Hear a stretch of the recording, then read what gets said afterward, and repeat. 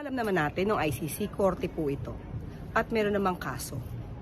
May kaso na kapwa nating Pilipino ang nagsampa laban sa mga di umanong pang-aabuso patungkol sa EJK.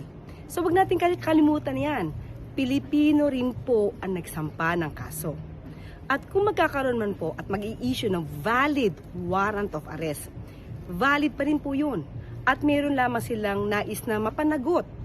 So bakit ba lagi nating sinisisi ang korte? Sinisisi natin ng administrasyon.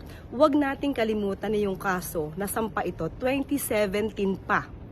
So hindi ito wine-weaponize, kinakailangan lamang po na matugunan din ang hiling ng mga kababayan natin. Kung may kailangan managot, dapat na managot. Kung kailangan may malinis na pangalan, malinis ang pangalan.